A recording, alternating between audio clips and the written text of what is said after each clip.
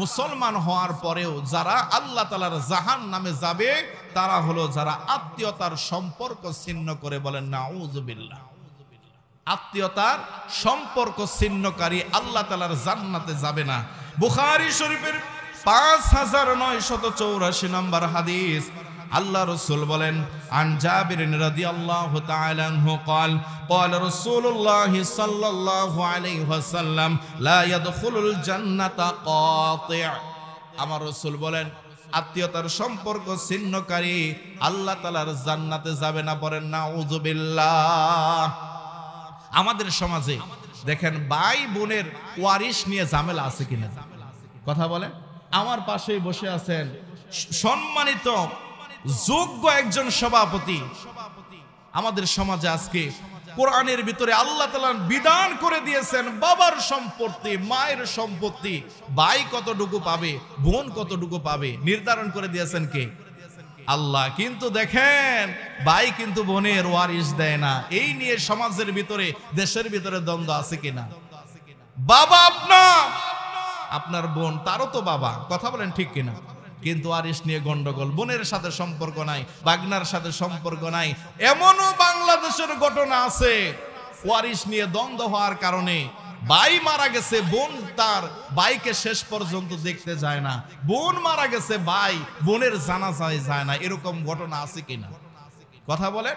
অনেক হাজী সাহেব যারা হজ করে, মনে রাখবেন হাজী সাহেব আপনি আল্লাহর ঘর জিয়ারতকারী, যখন দেখবেন হজ করতে যায় ছেলেদেরকে ডাক দেয়, বাবা আসো আমি তো হজ করতে যাব, সম্পত্তিগুলো ছেলেদের মাঝে বন্টন করে দেয়।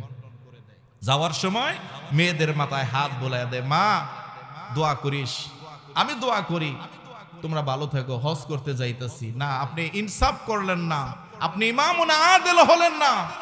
ছেলে যেরকম আপনার, মেয়েও তো আপনার। সম্পদগুলো ছেলেদের মাঝে বন্টন করে দেন, মেয়েদের মাঝে বন্টন করে দেন, ছেলে মেয়ে খুশি। এরপর তো হজ করতে যান, আপনার হজটা কবুল করে নেবে কে, কথা বলেন। আল্লাহ রাসূল বলেন, এ মুসলমান, 2 নাম্বার যারা মুসলমান হয়েও জাহান্নামে যাবে, আমার রাসূল বলেন লা ইয়াদখুলুল জান্নাতা কাতি। যারা আত্মীয়তার সম্পর্ক ছিন্নকারী তারা আল্লাহ তাআলার জান্নাতে যাবে না, পড়েন নাউযুবিল্লাহ। আমার রাসূল বলেন, قال رسول الله صلى الله عليه وسلم إن عمل بني آدم تعرض كل خميس ليلة الجمعة। আমার রাসূল বলেন, প্রত্যেকটা আদম সন্তানের তাদের আমলগুলো জুমার রাতে আল্লাহ তাআলার দরবারে কবুল করা হয়, আল্লাহ তাআলার দরবারে পাঠানো হয়।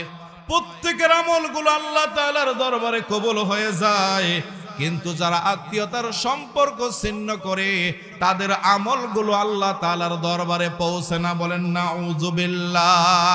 আমার রাসূল বলেন, এই দুনিয়ার মানুষ শোনো, তোমরা যদি আত্মীয়তার সম্পর্ক রক্ষা করো, ভাই হয়ে যদি বোনের খোঁজ খবর নাও, তুমি তোমার যদি বাগিনা বাগনিদের খোঁজ খবর নাও, তোমার বাতিজা বাতিজিদের যদি খোঁজ খবর নাও, প্রতিবেশীর যদি খোঁজ খবর নাও, আমার রাসূল বলেন তোমার 3টা লাভ হবে।